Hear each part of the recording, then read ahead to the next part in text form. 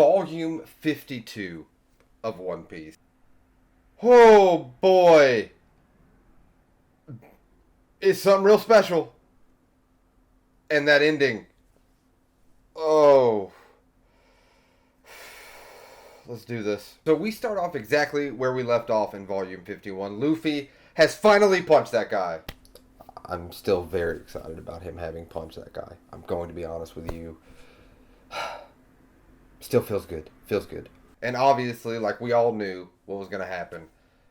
Everyone is after them on that island now. Like Navy, the Celestial Dragons, they are now enemy number one. And they even asked Luffy, like, do you realize what you did? I think he does realize it. He just doesn't care. Because it was the right thing to do. Which, speaking of, I'm so surprised. Hachi is still alive. He pulled through. Like, I thought that dude was dead. Somehow he pulled through. He's injured, but he's still alive with him. So now that the Navy is surrounding the auction house, Luffy, Captain Kidd, and Law go out there, and they kind of have like this funny exchange. Because they're kind of like, hey man, stay out of my way. Hey man, no, you stay out of my way. Hey man, stay out of my way. But then Luffy just says, it doesn't really matter because I'm going to be the one that finds the One Piece. I think this is why Luffy has become a character that has stayed around forever. I'm slowly learning this, is he doesn't even come off as arrogant when he says stuff like this because he truthfully believes it and he knows it. There's no other option for him. And he doesn't come off, like you come off as arrogant when you're like, no, I'm the best. But he never comes off as arrogant. At least I never read him as arrogant. I think that goes to Oda's writing. Oda's writing of Luffy could have been a super arrogant character. But instead he comes off so wholeheartedly sweet and innocent in a weird way, even though he is massively powerful. So another cool thing about this fight with these other captains was we finally get to kind of see their devil fruit powers. I don't even think I knew they had devil fruit powers until this exact moment. You get to see them have like cool fights with the Navy, but it doesn't go super into it, which I think I have a theory. Hear me out. I have a theory with these people, and I think I'm right. I think that Oda is building up these captains to be a bigger part of the story later on. I think they're bigger than just this island or this little area. I really think that they're going to come... I don't know. I have this feeling, because he does spend time on side characters, but not like this, if that makes sense. I hope that makes sense. I think like Captain Kidd, Law for sure, and maybe a few of the others are going to stick around for a great length of time in the One Piece story. It's going to be real funny if the one of you that's watching it that's like caught up to current is like, actually, they're still around. Do not tell me. No, but I wonder if I'm right. Maybe. Or maybe I'm crazy. Or maybe you're laughing at me and be like, this guy... Next volume, you forget they exist. They get blinked out of existence. Is that foreshadowing by the end of this volume? I don't know. Let's get to it. So they meet Silver's Rayleigh, and they basically escape to his like safe hideout, which is like it looks like a bar or like a, you know, just like a hideout. And while there, they learned that he was part of Gold D. Rogers' crew. I feel like this is the first time that we have learned a great deal about Gold D. Rogers. His name has been mentioned for the last, you know, ever since the beginning. He's the whole point that kind of Luffy wants to be Luffy and be king of the pirates. To actually hear some of his backstory, I do have a question for you guys. Is there a one... Because I'm so scared to Google One Piece because it is a landmine. Is there like a Gold D. Roger backstory manga or something? Because he's gone now, but I want to meet the dude or see like his adventures, the way he like... I kind of wish he wasn't dead. But yeah, is there like a manga or some type of like little backstory thing that I can read about Gold D. Roger, because he seems so interesting. So one of the things that we really learn about Gold D. Roger is he actually turned himself in. Because they said, well, we thought his whole people were captured. You know, how are you his first mate and you have not been captured? Doesn't make sense. He's like, oh no, he turned himself in. Because he got some type of terminal disease? Yeah, the Navy lied about them capturing him to make them sound like tough and bad. Like, oh, we captured. He turned himself in. It is basically said that Gold D. Roger meant to start the Age of the Pirates. Because that's why he said, you know, I've left the treasures of the world, go find it. And the way they phrase it in this manga is so well done. Silvers says, he turned his small dying flame into a giant bonfire. And that's what started the Age of Pirates. I'm getting chills just repeating that sentence. And the crazy part about it is that is one of two sentences in this volume alone that gave me goosebumps. So after he tells the story of Gold D. Roger, Robin asks him and says, hey, I was reading those glyphs.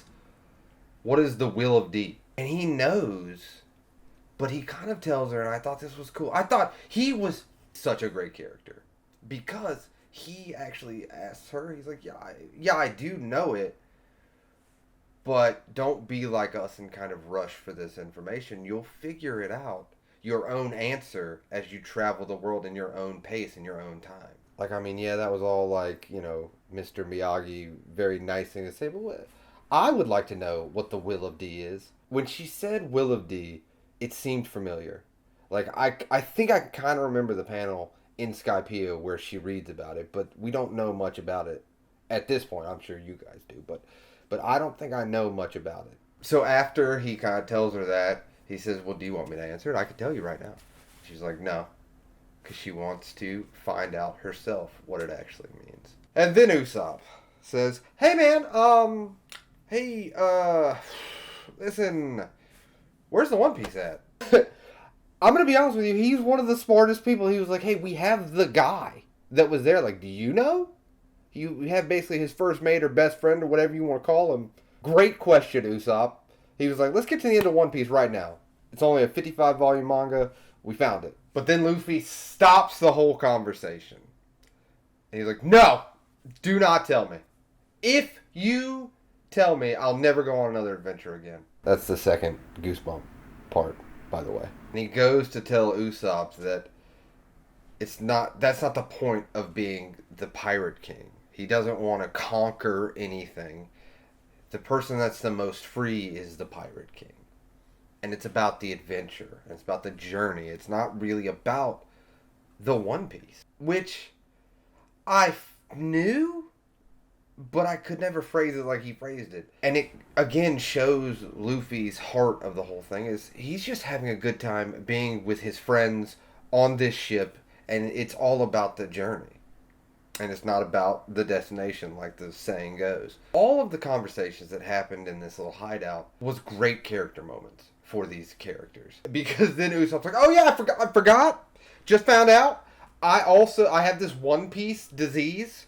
If I hear where the One Piece is or about to, I die. Yeah, I remembered.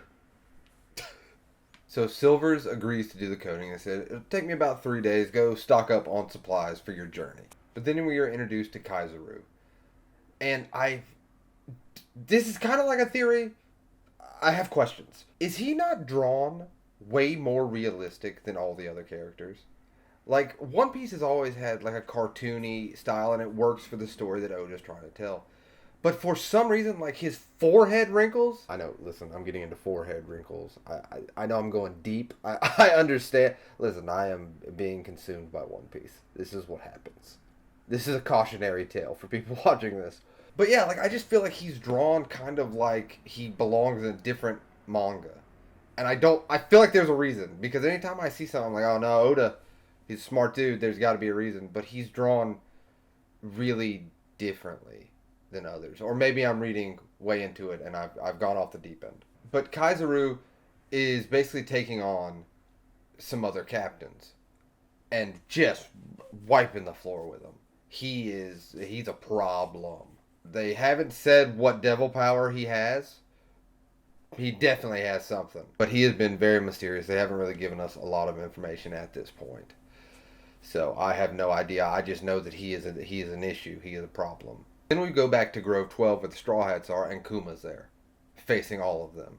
And they kind of think, well, we might have this though because we're not super beat up. like we were last time we faced him. So maybe we got a shot. They didn't have a shot. So Zoro says that's not him. That's not the real Kuma. Which I didn't think it was either, because we have seen another Kuma. So I guess he is a machine, so I guess they have made multiple of him. And the real one always holds like the Bible right here. So I was like, nah, that's not him either. But he's still an issue. Even the clones or the other versions of him, kind of like android versions, still an issue. But he does not have the Paw powers that the original Kuma has. So then there's a bunch of fighting of Kuma taking on the Straw Hats, Kazoru taking on the captains, and these two guys are laying waste to the Straw Hats and the other captains. Like, these are the most powerful people that they have faced at this point. Like, they cannot win. And then, because, you know, they needed the help, another, like, villain appears. Setamaru? It's like a sumo. He doesn't even have devil powers. He's just got a giant axe, and he's super strong. I'm pretty sure he says he doesn't have devil powers. But he, again, still a problem. Like, no one can catch a break. These three villains are destroying everything in their way, even to the point that Luffy realizes it's a losing battle, and Luffy actually says to retreat and run away. You have to know, when Luffy says, hey, we need to retreat and run away, the Straw Hats are in bad shape, and it's about to get way worse. I guess it's time to talk about it. I've been kind of dreading talking about this because the ending. So let's talk about the ending. A lot of you guys, and I wholeheartedly appreciate it, because you did it without spoiling, which is so impressive. You said, hey, just to let you know, read up to chapter 514. That's what I've done. I've read chapter 513, and I'm at chapter 514 is where I stopped reading, because I was told that this is kind of the end of this arc. Let's just do it. All right. Straw Hats are running away. Kazoru shows up. Silvers saves him in a very cool way. Like, he just stops his blade and they're battling. And, like, Silvers is kind of holding his own. And it's super impressive. So they're running back just trying to get away. So they split up into 3 groups. So, you know, because there's only 2 other villains. You know, one of the groups could at least get away. Or they thought they could get away. Alright. Come on. Just talk about it. It is one of the best endings. If this is the ending to the arc, this is one of the best endings of an arc ever. Point blank, period. Up until this point. Like, I can't talk about other stuff, but up. Alright, let's do it. So, the real Kuma shows up. Bible and all, real Kuma. Shows up in front of Zoro. And even Zoro says, because of your benevolence, I lived. And he touches him. Zoro's gone. Blinked. Brook hops in to save Usopp and Sanji after Zoro's been blinked. Brook said, I'll give my life to protect you. He's gone. So good. This is such a good moment. Usopp shoots one of his stars at Kuma. He's gone. Sanji, in a rage, runs. Kicks Kuma once. Gone. Frankie charges in and tries to take Gone. Nami screams help to Luffy. Gone. Chopper, who has turned into this big monster to try to hold off everyone, growls at him, runs up, towers over the man. Gone. Robin gets caught, says Luffy. Gone. Luffy crumbles at this because he's been trying to get to him for so long and protect him, and he finally crumbles down on his knees, just crying, and I get it, because, like, even as a reader, it kind of, if you enjoy these characters, I don't see how it can't get you emotional. Like, not in, like, I wasn't in the corner of my room destroyed. Inside, I felt it. But, you know, but I held strong. But Luffy says, I couldn't protect a single one of them. Kuma. Luffy's gone. And the chapter ends with basically saying this was the day that Captain Monkey D. Luffy and the Straw Hats were eradicated. Are you kidding me? This is where you guys said for me to end it? I know I say this all the time, and I promise you I'm gonna work something out because a lot of you guys have said like you would like to kind of watch the scenes with me, so I'm trying to figure out the best way to do that because I say it all the time, but I really mean it. I bet this scene was amazing in the anime. I bet it was incredible because it was incredible to read it. But yeah, that is the end of the volume, and the fun part about getting to this exact part in life is the holidays and Christmas are coming up, which means I have a few things to do. I don't have as much free time. I'm gonna have to blow off like Christmas dinners and stuff. You know? Time with family? No thanks. I have this One Piece to read because I have no idea what's going to happen. And I know there's more because there's like 50 other more volumes of One Piece. But where did they go? What is happening? It is incredible. The ending of that arc, and watch me have done this and I was wrong, and you guys are like, actually, that wasn't the end of the arc. Man, I'm gonna be sad if that's the case.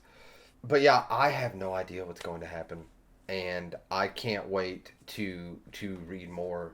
Legitimately, I have volume 53 right here on the desk. As much as I've enjoyed One Piece and enjoyed some stories that they were telling, I have never been as invested and as excited to continue to read than I am at this very moment because that was like a season finale of a TV show. It was a fantastic ending and a horrible place to stop for my sanity, but a great place to stop for like anticipation. I have no idea what's going to happen. I have no theories, no anything. I don't even know where they went. So, yeah, as always, for those that watched the end of the video, I wholeheartedly appreciate you. And thank you for being so cool and so helpful in my journey through One Piece. I'm so excited to be 53 volumes into this manga. And I completely understand why you guys love it so much. And I just want to say thanks for watching. And thanks for talking with me in the comments and talking with each other in the comments and building like a little One Piece community. I really wholeheartedly appreciate it. So yeah, until next time when we find out where Luffy and them went. But thanks for watching, and I'll see you next time.